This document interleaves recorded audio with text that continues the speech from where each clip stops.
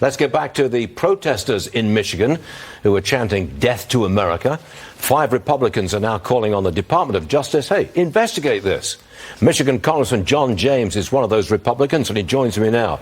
Congressman, you can go after parents at a school board meeting, but you can't go after people who chant death to America in America. What's going on here? Look, I've been to war in Iraq, and I actually fought against terrorists who were trained by the Iranian militias. When these people say death to America, we better take them seriously. And we're just asking the DOJ to apply the same standard to people who chant death to America, the same standard that they apply to Republicans. But apparently for these people, liberal violence is speech, but conservative speech is violence.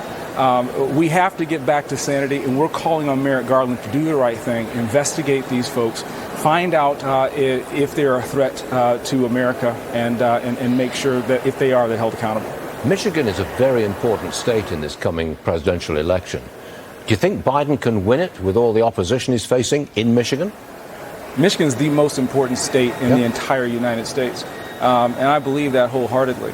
But frankly, Joe Biden is doing everything the opposite of what he should be to address the needs of Michiganders.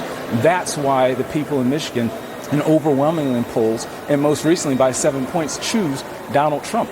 We've seen both options, and we had a secure border under Donald Trump, and now we have a border where cartels in one Del Rio sector, I went to visit Del Rio sector, cartels are making $1.6 billion per year. Fentanyl is pouring into our country. We're losing 110,000 Americans per year, and 10 million or more illegals have crossed into our nation under rules that Joe Biden has repealed, and we had a secure border.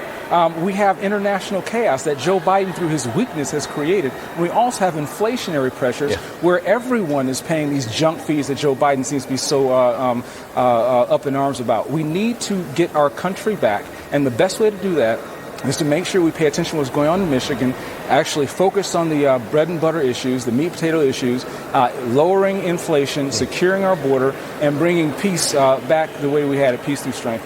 President Biden has written an op-ed in the Wall Street Journal. He says it's the moment of truth for Ukraine and Israel. He's calling for the House to pass a foreign aid bill for both those countries. You're on the Foreign Affairs Committee. The Speaker Johnson says there's a vote on Saturday. Are we going to get aid for both Ukraine and Israel?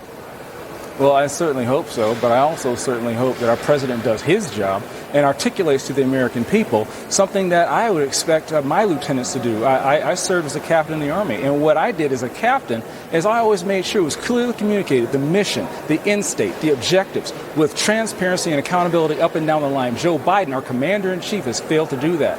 We, under no circumstances, after Joe Biden's failure in Afghanistan, where we watched 13 Marines die, and we saw Afghanis fall from American airplanes, can we watch our enemy in Russia roll through Kiev in victory? We have to keep our promises to our allies, or American influence will be dead all over the world. We have to lead through peace through strength, and we also must secure our border. That is non-negotiable. Joe Biden and America has to do both.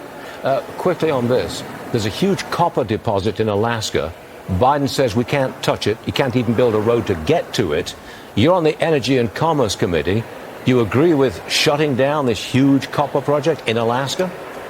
Look, the White House is a place for leadership, not for activism. Joe Biden is completely in bed with the left-wing environmentalists that are completely opposed to America's growth and development. Even Democrats aren't on board with Joe Biden's terrible regulatory policies. Mayor Peltola stood up against that. Even Don Davis is not on board with Joe Biden's tailpipe emissions. I'm leading the Congressional Review Act to hold the Biden administration accountable for regulations that would crater jobs in my district and in my state. We have to hold this administration accountable for its activist policies that are going to send America back to the Stone Age and make China and Russia and Iran stronger. A forceful Congressman John James from the great state of Michigan. And thanks very much for being a force on our program today, sir. We appreciate it. We'll see you soon.